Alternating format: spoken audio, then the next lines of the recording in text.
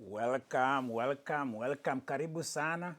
Tuko Riadha, my friend. Tuko Riadha. Another episode of Tuko Riadha with you, the man, the mystery, the man, JKKC, inner sanctum of Tuko Riadha. Well, it is Tuko Riadha because today we have the golden boy, Emmanuel Wanyonyi. You ready for Wanyonyi from Mount Elgon, the boy, the support? I'm announcing the boy, the golden boy has landed. The boy is talking. He's more than a boy. The reason why we call him a boy in this episode because he's a golden boy indeed. The man who grew up being a Herds boy is now a golden boy, Olympic champion, 800 meters, 2024 Paris Olympiado. Estendare. Did you see that final 800 meters? You must be kidding me. Wire to wire, Emmanuel with us delivers. I remember I was on the edge. I was on the edge, and I'm still on the edge because for some reason I need to talk to this guy face to face. And then the national TV in Kenya has taken that thunder from me. And what are they doing? They are interviewing him. He's talking. The man is talking. He's more than a boy now. He's a golden champ. He's talking and he's talking loud and clear. What is he talking about? Taking care of goats. You have to take care of goats before you take care of gold. I love that statement. You must take care of goats before you take care of gold. And Emmanuel Wanyonyi, freaking creature, a monster, a beast, has a right to take care of gold because his upbringing is something else. Man, I can't wait to share with you what I learned. You know, let me tell you something. Hardship can break you or make you. Yeah, let's just put it that simple. I'm being simple because you don't know people until they speak. Now you have more reverence, you have more respect for these guys. Last time we talked about, you know who? We talked about Beatrice Chebet. Now is Emmanuel Wanyonyi's show in this episode of Tuko Riadha because he's talking, and there's a good one on YouTube, The Making of Olympic Champ, Emmanuel Wanyonyi from Mount Elgon. By the way, I think it fits the character that is from those sides of Mount Elgon because there's a mountain there. My sense is that he is the Moses speaking from the top. He could be the Moses because it's Emmanuel. Because this guy, man, I'm telling you one thing. I know we all have our journeys. We all have our stories. The one thing that caught my eye quickly and caught my attention is the fact that his first running shoes were borrowed from a friend. That's what happened to me too. And the guy kept looking for me to find his shoes back. And for some reason, I still owe him the shoes. I never gave them back to him. Those shoes, they were Njoma, the Italian brand Njoma. They got me all the way to Nairobi. And I remember passing on to my brother Eric. I don't know whom he gave to. That's Kenya hardship for you. You have no shoes, you got to borrow something, find something. And we owe some of these friends a lot of gratitude because I remember those shoes. To me, they were like my pillow. Every day I knew where they were. Every day I knew where those Njoma. They were blue and a red stripe. I remember them. Because Wanyonyi talks about his upbringing. Very hard one. Listen, there's no parallel. There's no similarities. There could be some, like I talk about shoes. Emmanuel Wanyonyi grew up siblings of 10. Most of them never made it to school. I'm talking of elementary level. Standard 1 in Kenya. I think he dropped when he was in standard 3, which is like you barely in school, then he drops because of hardship. The mother could not afford certain things. His father died, I think, when he was 10. And for some reason, the last time he remembers about his father was about shoes. I think his father tried to get him some shoes in 2018. No, 2018. Maybe before that. Don't quote me on years. But yeah, the last thing he remembers about his father is his father gave him 300 Kenya shillings, which is about $2.50, if I may say that. That's the last time he saw his dad, and because he passed away after that. And his journey begins to take a nosedive because no father, only the mother, 10 kids. That's a village, my friend. And for some reason, he talks about, I don't know how the interview, he's not a guy who likes to be having his head hanging. I mean, of course, he's at the top of the mountain now, but I wonder, when you are 10, which reminds me of my father who became an orphan when he was 10 years old. And when you are 10 years old, you are still fragile. Though you are not even molded. I'm just trying to speak for Wanyonyi here because he talks about it right now with authority because he owns a story. But at 10 years old, his mother abandoned him because of hardship. They split. And so he went to live with his auntie, Agnes Wepukulu. Agnes Wepukulu. And I think he was adopted by an uncle whose name I'll mention to you here. I like to mention name because I like to recognize these people on my show. His name is, hold on a minute. Why am I having problems? Come on, man. Give me a break. Okay. He was, his adopted uncle, I don't know whether his uncle, Agnes Wepukulu was his aunt, and then his uncle Andrew Kiptor. So life takes a different direction from the nucleus family because of hardship. There's one thing he talks about fondly, the idea that he became a herds boy taking care of goats, a shepherd. Okay, he's not a herds boy. Why do we have to call him a herds boy? He's a shepherd. And I think people forget that when you are taking care of animals, you learn a lot about yourself. I have a sense that he did because he talks about it it takes time to talk about it. I have a feeling this way he gets grounded. He sees the resilience, this idea that goats have to seek pasture, you have to nurture them. And my sense is that people underestimate this correlation, this ecosystem of animals and us. There's something that the soul seems to be intertwined there. He talks about it to a point whereby I have a sense he learns about himself there. That's just my speculation. I could be right, I could be wrong. So he doesn't go to school much. We find that out quickly. So he has to find a way of navigating the world. He talks about being hired. Child labor now. Of course, the West will say that. He's being hired by people who take care of different animals. I don't know what kind of income he's getting from that. But at a certain point, he finds himself going to certain schools and he started running. Or he started training before that. I take it back. He started training and he wanted to have a place where he could go and run for because in our schools, I remember this, around 4 o'clock, there's what we call physical activities, PE, physical education, PE, where you guys go out for about an hour or so. People are playing volleyball, soccer, football. Some people are doing different things. Some people are running. And he found himself running. And he was too old to be in a certain level, but he wanted to go to school. So for him to train with the school students, he had to be part of the school program. So you can't just be showing up just for running and then you're not a student. So he kind of found a voice and asked the teachers to allow him to go to school and represent the school, so to speak.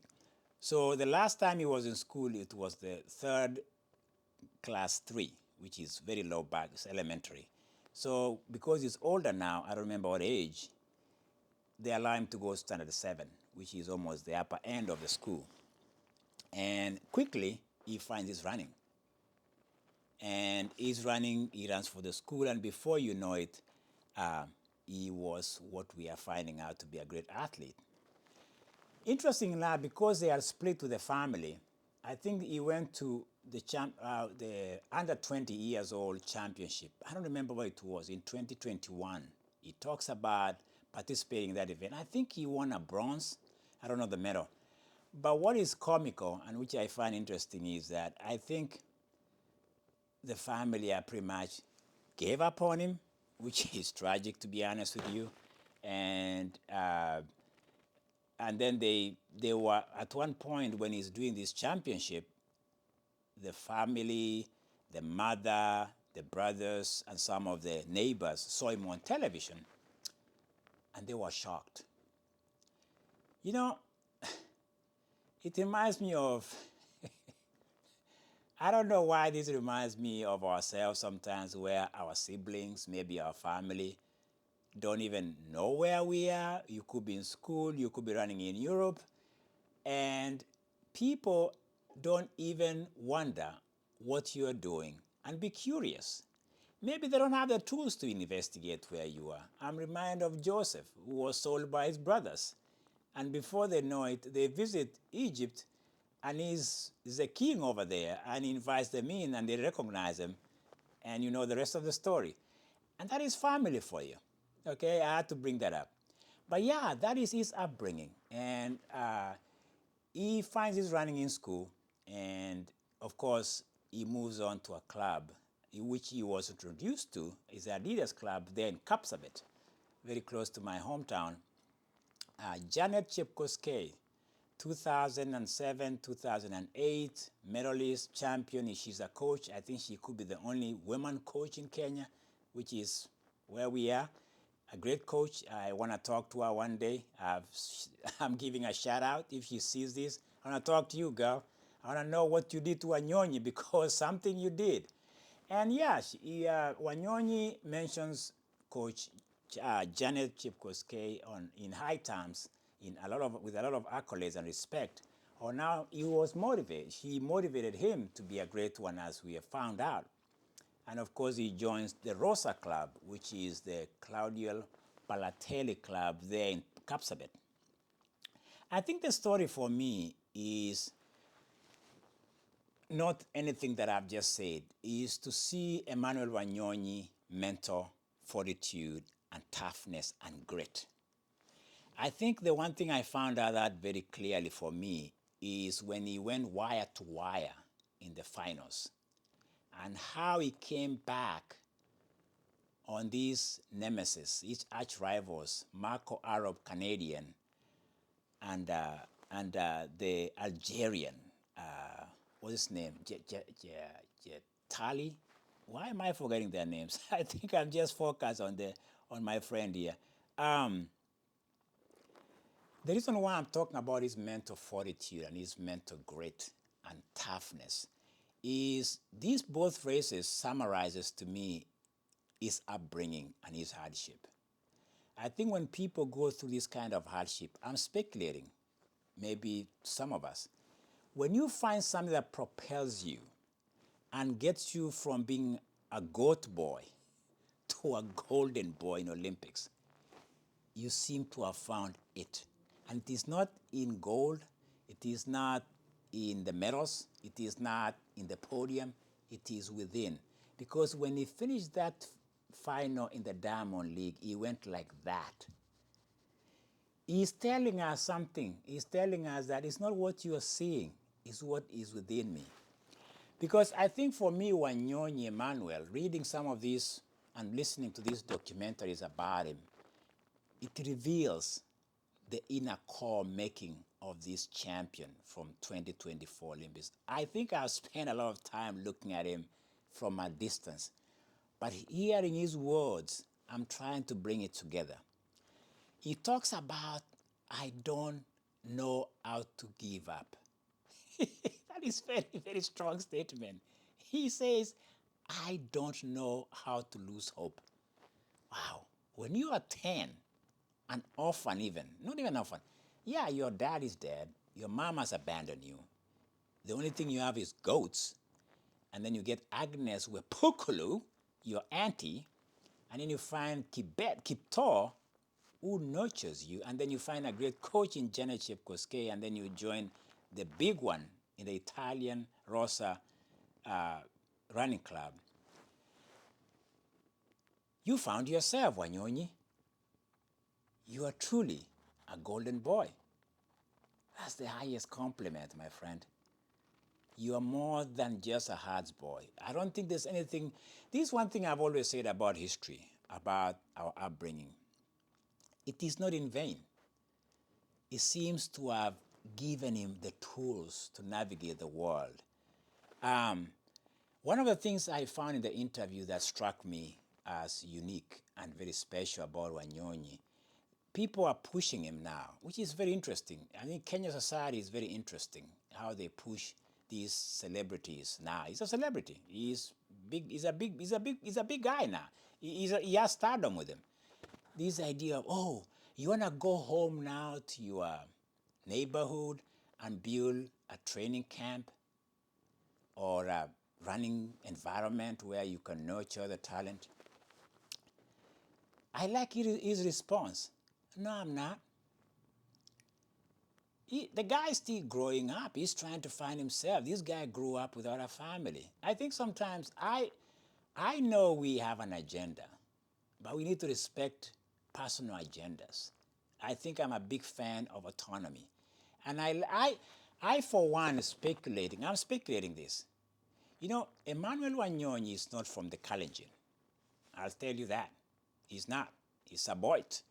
We could be Boit and us. He could be Maragoli, Luya. So he's kind of western Mount Elgon. My suspicion, and I could be wrong, is that the home of the champions struggle when somebody from outside comes in and dominate. That's my speculation. I don't know. I'll talk to him about this, how he found a home. Of course, he found a home with some of the families that kind of assimilated him. He has a great coach of Agnes Chepkoskei. But we are very tribal, even when you think we are not tribal in Kenya. I'm just trying to demystify and trying to break through this silence code of Kenya. Emmanuel Wanyonyi, I suspect, was not a welcome athlete within that sphere of the Kalenjin that have been, of course, having dominance, so to speak. And for me, Emmanuel Wanyonyi speaks to the fact that, to the point that I always made, Kenya is bigger than one tribe. Kenya is bigger than a tribe. Kenya is made out of talent that we have not tapped into. If only we would allow people to be. And to see a man who grew up without a family at 10 years old and finding his way navigating that world and saying he doesn't know how to lose hope, that he doesn't know how to lose, and the fact that he's talking about that now he's even thinking of David Rudisha's record of 140.9 that he broke in London. And the fact that Wanyonyi talks of embracing the challenges, the competition from the Algerian Jedati and Makarov. He sees them as friends.